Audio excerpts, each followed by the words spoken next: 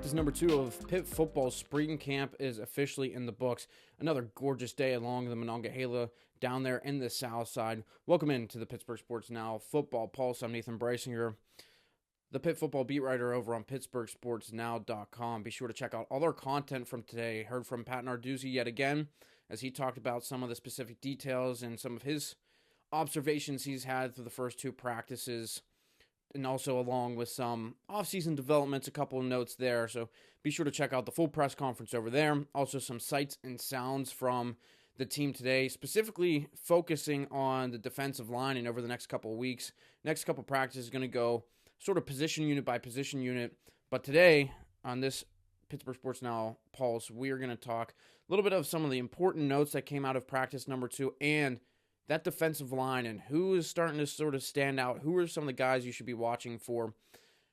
So let's get into it. And starting off here with some brief observations. If more in-depth look at it over on our website at PittsburghSportsNow.com, a recent article put out, Pitt camp notes. But some quick observations that Pat Narduzzi talked about, some of the things we've seen. First and foremost, of course, I mentioned it on Tuesday, Eli Holstein is back, healthy, looking good, throwing the ball well. But there was a little bit of talk about Julian Duggar, the backup quarterback who Narduzzi officially slated as the guy right now as QB2 in this Pitt program. And talked a little bit today, briefly, but talked that, look, Duggar, with the way he performed in the bowl game against Toledo, that he has solidified himself as a nice backup option, and there are some potentials that he could have some packages made for him specifically based off of his running style and his toughness that he brings to the quarterback position. So very, very intriguing backup option for the Pitt Panthers. And, I saw him last year. We watched him last year go through fall camp and practice throughout the season. Thought he always had a pretty strong arm, throws the ball particularly well, but it's the running, the dual threat option that he brings to this quarterback position. So that was something that definitely was noted, that Duggar, he's a guy that could be thrown into games here and there in the fall and be a guy that they could run the ball with as well out of the quarterback position. But that's something that stood out to us down on the south side today. Another key note, Narduzzi was asked about Jules Goff, whether or not he has sort of cemented himself as that RB2, the running back 2 behind Desmond Reed, and Pat Narduzzi said, yes, this guy is going to be, right now, our number 2 running back, and a lot has to do with what has sort of developed in the running back room right now. They only have 4 guys really working out within that unit in spring camp: Desmond Reed, Goff, and then also freshman Jakirian Turner. So, of course, a young guy, raw talent, but the coaching staff's pretty high on him, and he looks pretty strong, pretty good through the first 2 practices. And then also talked briefly about East Stroudsburg transfer wide receiver Justin Cook, who is working and taking reps with running back right now. And Pat Narduzzi highlighted the fact that, look, it's not a bad thing that this guy knows how to run routes, because look at what Desmond Reed did last year for us. So they like him taking some reps, gives him a lot more opportunity than sort of sitting back there behind a lot of the guys they brought in the receiver room, and Katarius Hicks and Deuce Spann and Andy Jean, and a lot of the freshmen that are there, a lot of good route runners in that room. So Justin Cook is getting a little bit of opportunity there, but they really like Goff right now, sort of behind Desmond Reed. Another guy, these running backs, none of them are very big, not much bigger than 5'10", and a lot of these guys can catch passes out of the backfield. We saw Jules Goff do it against Toledo a couple other times. He played 3 games last year, preserving a red shirt for Goff. So he will be interesting to watch moving forward, just to see how he progresses, if he can be a really good bona fide back behind Desmond Reed, because we saw a small sample size.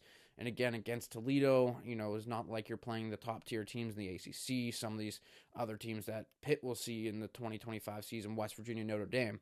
So we'll be keeping an eye on Goff and sort of how that running back room develops, because on top of that, Derek Davis Jr., the Gateway product, who transferred back to Pitt from LSU, currently has not participated in spring practice. Narduzzi officially gave the word that he is currently out. He suffered that injury against Boston College at the end of the regular season last year, and he is still recovering and rehabbing from it. So looks like he's not going to see time here or any reps in spring ball. That they're hoping he's back for fall camp, but still there's still a lot to be seen with that scenario and that situation. So that's another thing we will monitor. I'm sure we'll get some updates maybe at the end of spring, and of course going into fall camp, but still whiles away for that. So that's how sort of the running back room is shaping up right now. Reed, Goff, and then the two younger guys in the transfer, Turner and then Justin Cook. Before they do have two more running backs that will join in the summer, Saquon Smith and Jaylen Brown, the late addition in the 2025 class, who was originally committed to Louisville. So the running back room, it'll be interesting to see what type of production they can have, again, behind maybe an improved offensive line. We talked a lot about the O-line last episode of the Pulse. But switching over to the defensive side, another thing that was asked is, hey, is Cruz Brookins in line to start alongside Javon McIntyre? And Pat Narduzzi said yes. He is a guy that should start as of now as the starter. So another young defensive back in that room for Pitt. Only a redshirt sophomore, and he really stood out last year in both camps, and which led to a lot of playing time last year, especially in the Delta package defensively. But now, no more PJ O'Brien, no more Donovan McMillan, who looks like he's headed off to the NFL. So now it is Cruz Brookins, and behind him, Narduzzi pointed at Jesse Anderson's having a really solid camp, another young guy within this Pitt defense. He is also a redshirt sophomore for the Panthers. So Jesse Anderson looks to be backup number 2, maybe behind Cruz Brookins, and then behind Javon McIntyre at the other safety spot, Kavir Baines-Marquez, who is the transfer from UC Davis, I believe, is a guy that he's going to come in and be a guy looking for a lot of snaps for the Panthers as well. Let me make sure I get that correct on him coming in from UC Davis. Let me find him. Baines-Marquez. Yes, UC Davis, and he's a veteran guy. He was there for 5 years out there, and he transfers all the way across the country over to towards the East Coast and Pittsburgh. I mean, he's a California guy, West Coast guy, but Narduzzi likes what he's seen. A twitchy guy, has a high IQ. So the safety room, maybe not as deep as it was last year. Of course, not as deep as it was last year without McMillan and PJ O'Brien, and then the way Brookins was able to insert himself. So that's a unit that there's a lot of developing to go in there. Javon McIntyre is a leader, and then with Brookins, who has received a lot of playing time last year. So two starters that will be solid up front, but behind them, it'll be interesting to see how that depth sort of plays out through the next couple of weeks going into the summer as well.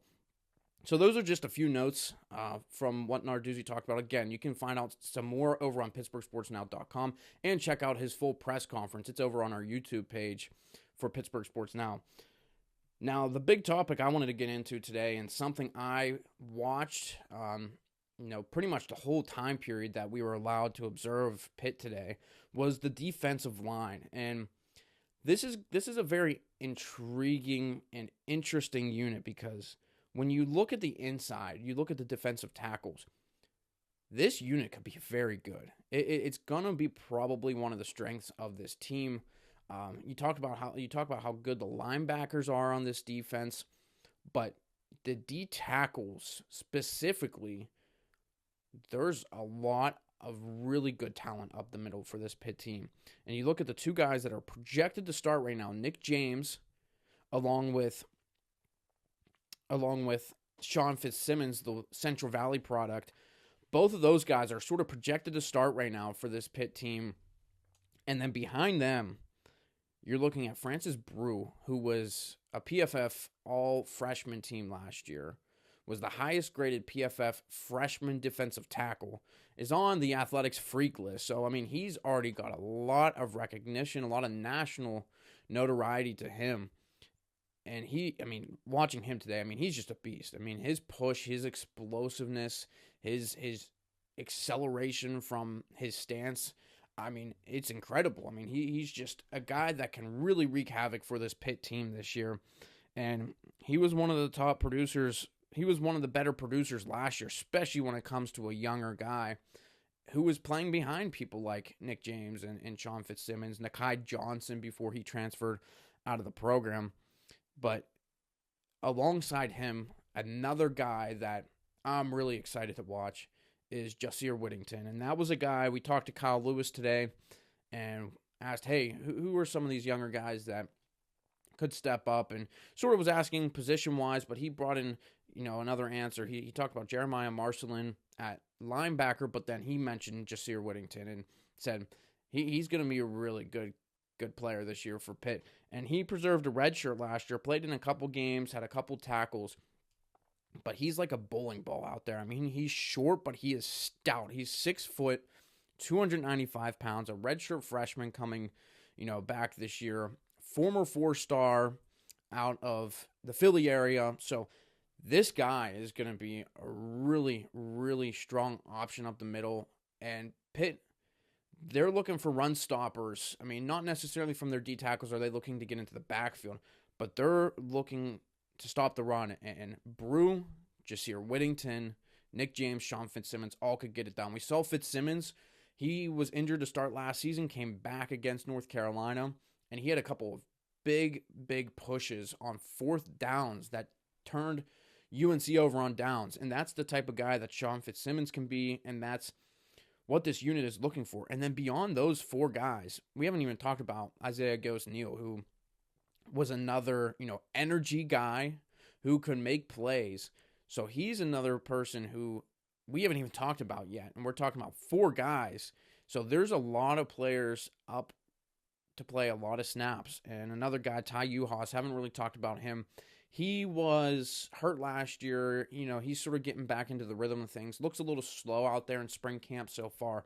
But those top 5 guys, man, they have a ton of intrigue. They are fun to watch. They are just so explosive. Just watching them go through reps during practice, man. I mean, they can just push people around like no other. So especially those younger guys in Brew and Whittington. So that defensive tackle position is in a really, really, really good spot for Pitt entering this year. And we're going to get into some numbers in a little bit and see if they can replicate those. And again, this is year 2 for defensive line coach Tim Doust. He sort of inherited Charlie Partridge's players, his guys he brought in. But now this is Doust teaching them. This is Doust trying to get them back to being a top-end run-stopping team, a top team getting into the backfield. And Pitt sort of got back to that point after the 2023 season. The numbers went down. And as I said, I'll get into some of those numbers here in a second. But transitioning to the outside, the D ends, that's where a lot of the question marks are going to be raised along the defensive line in the trenches for Pitt. Jimmy Scott, he is going to be as the starter again on the one side of the defensive line, and he looks really solid, really strong. Again, I mean, he was one of the most productive players across the board defensively for Pitt last year as a redshirt sophomore. So give him another year under his belt, and this guy could really, really stand out for this Pitt team. But now it's who is going to be across from him and who is going to be behind him, getting more snaps for this Pitt team. On the other end, a lot of transfers have joined this program. Jaden Moore from Oregon, along with Joey Zielinski from Eastern Michigan, and Blaine Spires from Utah State. Zielinski and Spires are veteran guys. Zielinski brings the size. He's 6'4" and weighs in at 250 pounds currently for this Pitt team. He has the size and length to be an impact player off the edge. Spires, he is 6'3", 255, another taller guy that can be a strong option off the edge as well. And then you look at Nate Temple, who is in his 7th year for this Pitt program. He, throughout his time until last year when he got hurt, he saw some good playing time leading up to last season. So he's back. He's healthy. He's one of the leaders on the team. Pat Narduzzi talked about him being an Eagle on the Eagle squad this year as one of the leaders. So there are plenty of options to go through. Now, from my takeaway today, I mean, no one's yet sort of like grabbed the hold of it. Of course, we're only into our second practice, but there's still a lot of work to be done. And I felt beyond Jimmy Scott, last year's production from the end wasn't good enough. Nate Matlack,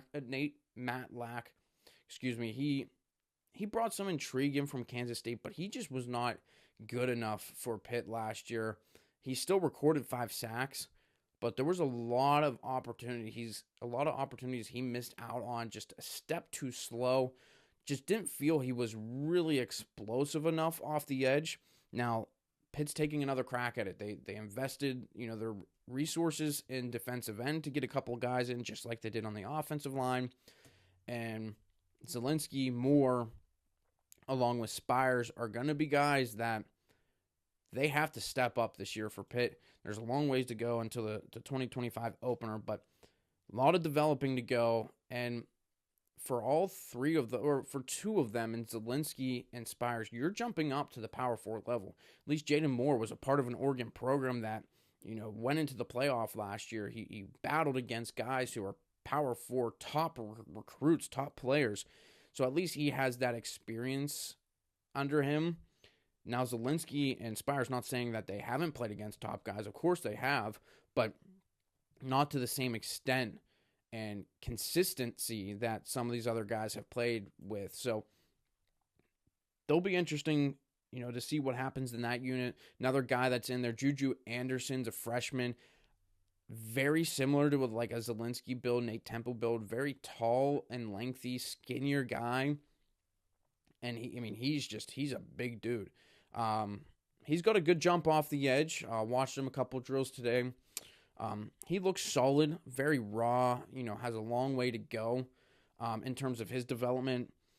So I don't expect him to see, much playing time, if at all. Obviously, maybe in the garbage time of games. But right now, he's just taking this early enrollment process and taking advantage of it, getting the work in, learning from the veteran guys that are there.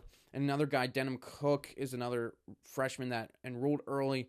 He's currently not practicing with the DNs. He's been off to the side. He had an injury coming out of high school on his one arm, so I believe he's probably still recovering a little bit from that. So he's not into unit reps just yet for the defensive line. So Cook and Anderson are your 2 true freshmen coming into this season. Zach Carruthers is another younger guy that be interesting to see what he does, along with Maverick Gracio. And we all remember Maverick, what he did in the backyard brawl, coming flying untouched on special teams, blocking a kick and allowing Brandon George to pick it up and scoop and score. A big pivotal moment in the third quarter of that game. And not sure if Pitt wins that game without that moment. I know that, the offense had its ways in coming back with Eli Holstein and the big touchdown to Dejon Reynolds, but I don't know if that happens without that play from Gracio. He looks okay so far. Saw him, a couple reps. Had one where he slipped, didn't get great footing on it, but he's looked okay so far. I don't expect him really to potentially crack the top 4 here, especially with Spires and Zielinski, along with Temple and Nate Scott, or Jimmy Scott, of course, being the top guy at defensive end. So, but this defensive line, there's a lot relying on them and getting pressure on the quarterback. And this is a formidable unit for years for this Pitt team. I mean, they've really prided themselves. Randy Bates, the defensive coordinator, loves to blitz. I mean, they're a team that blitzes just about 35% of the time during games. Big thing they love to do. A lot of reasons why guys come here. It's one of the things that Spires admitted that why he came here. A couple other guys as well. It's because they get the opportunity to get into the backfield. A couple of linebackers mentioned it. But in 2023, they took a dip down. Of course, the whole team struggled going 3-9. And you look at some of the numbers from that, especially up front defensively. They only registered 31 sacks, which was 27th in the country, which you look at the few years before that. In 2022, they were first in the nation with 58. 2021, they were third with 54 sacks. 46 sacks in 2020. That was first in the nation. And then they were second the year before that in 2019. So you're looking at a unit that has produced top 3 sack numbers 4 years before, in each of the 4 years leading up to 2023. Then they dipped down to 27. But last year they got right back at it in 2025. They were tied 6th in the country with 41. So they really, bumped that number up 10 more than 2023. Again, a lot of players from the Charlie Partridge teams and the D-line there, but Tim Dowse in his first year had a pretty good, productive D-line, but they could have been better for sure. The D-ends I thought could have been better. Chief Borders, a guy who came and went really quickly from this Pitt team. Wasn't all that impressed by him. Really not impressed by Nate Matlack. But still, they averaged 3.15 sacks per game. One of the better teams in terms of getting in the backfield with tackles for loss as well. 106th on the year, 8.2 per game, which was 4th in the NCAA. But also a lot of that came from the linebackers as well. You take a look at the top sack leaders on the team in 2025, or 2024 rather, sorry. Getting that mixed up a little bit, but Kyle Lewis, 7. Rasheem Biles, 6. Lovelace had 4 from the linebacker position. Jimmy Scott had 6 off of the end. Matlack had 5, as I mentioned before. And Sincere Edwards, the freshman who transferred out of the program back home to UCF, a team he was originally committed to before he flipped to Pitt, had 3. And then you look at some of the TFL numbers. Kyle Lewis, 15.5. Biles, 15. Jimmy Scott had 12.5. Lovelace, 10.5. And Matlack, 7.5. So some of that production's gone. Some of it is back. Of course, Jimmy Scott, Kyle Lewis, and Rasheem Biles as the linebackers. But when you look at the D-line, a lot of that production's gone. I mean, really, it's only Jimmy Scott. Nick James was in there. Sean Fitzsimmons didn't play a ton. So there are some guys that are going to have to step up, especially on the defensive end side of things for Pitt this year. And this is a team that prides itself on getting into the backfield. Since 2019, from 2019 to 2024, they led the nation. Totally led the nation with 199 sacks. So they expect that to continue. These couple weeks in spring camp are huge in developing some of the guys that have just joined the program, as we talked about, with Zielinski, Spires, Moore, some of the other guys, as well as some of the freshmen. So Pitt is looking to continue that trend, continue that tradition that they have cemented here, and Tim Dowse has a big job in front of him, over the next couple of weeks at camp and across the offseason and the weight room, some of these guys. So the D-line was the one area I focused on a lot today. You can go check out some of the videos on the sights and sounds on our website, PittsburghSportsNow.com. Now, switching gears real quick before we wrap up here, talking a little bit about some of the recruits that were here in Pittsburgh today, checking out spring camp. One of the big targets for Pitt in the secondary, Lawrence J. Timmons out of Pine Richland High School up there in Gibsonia, PA. So a local product was at practice today, taking in things. He is a guy that, I've talked to is very interested in Pitt, has a really strong connection with Archie Collins and Corey Sanders, as a lot of defensive backs do, because those two coaches are very, very good recruiters. So Jay Timmons, I expect him to be a guy that would really consider Pitt, and he has a lot of offers, too, to his name. Some notable ones: Indiana, Iowa, Iowa State, Maryland, Syracuse, West Virginia, Virginia. So he's going to be a heavily recruited guy. I'd be very interested to see his recruitment process here in the next couple of weeks and months.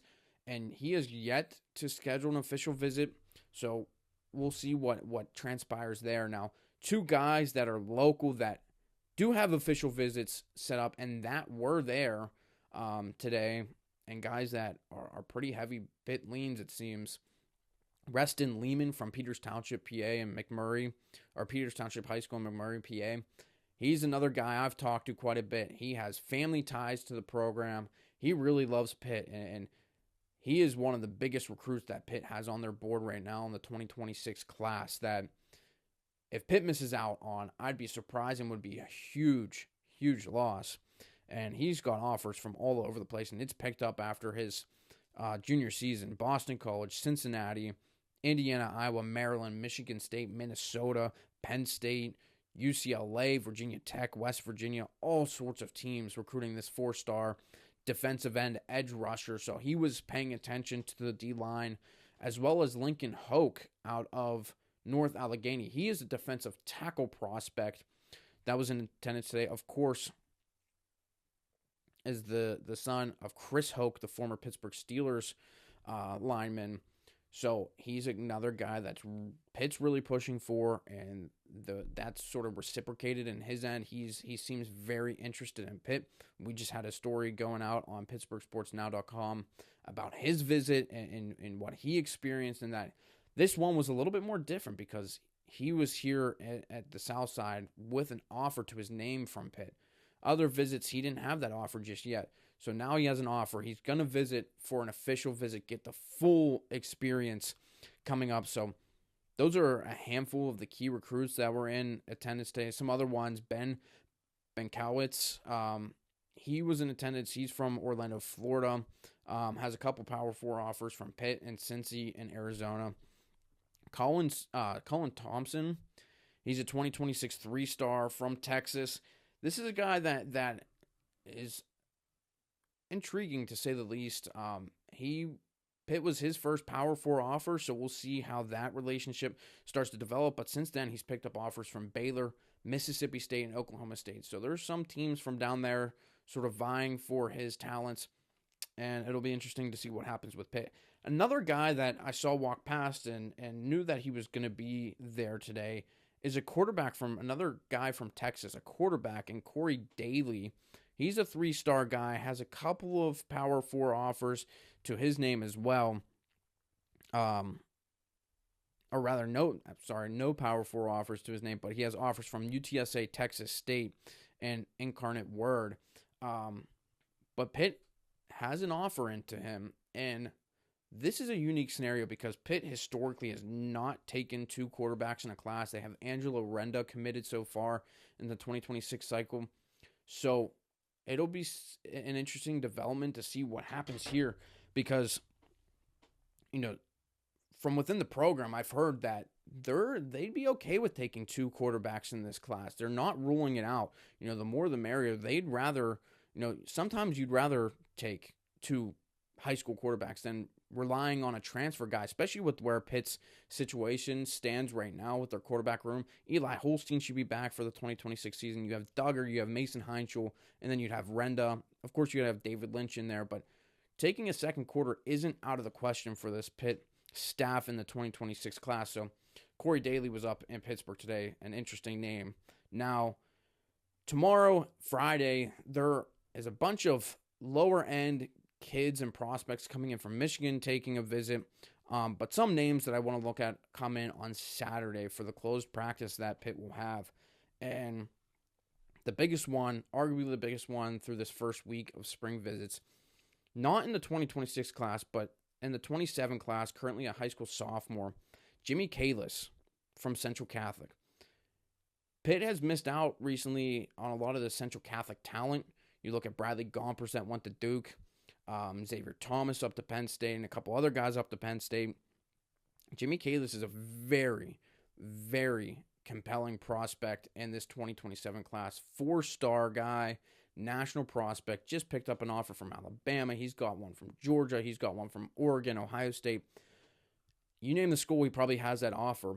So Pitt has made its inroads for quite a while now. They've been recruiting Kalis for a good bit. He's visiting on Saturday, along with teammate Ashton Blatt, who is a 2026 edge rusher. Seems like Pitt is probably on the outside with him. I mean, he'll visit.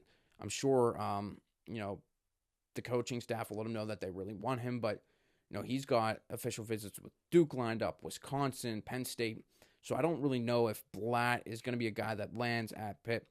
And a couple other guys that will be in attendance. Nathan Zappatelli from Ohio. Jeremy Darveau has made a push for him, recently offering him at the beginning of March. Jude Cascone, a tight end, edge, dual type guy on offense and defense, 3-star out of Georgia, will be up here on Saturday, along with a couple of other guys. So spring practice is always an important period for recruiting, as recruits sort of figure out if they want to take official visits, especially in that 2026 class. So important couple of weeks, not only on the field, but also on the recruiting trail as well. So that's going to do it for us on this episode of the Pittsburgh Sports Now Football Pulse.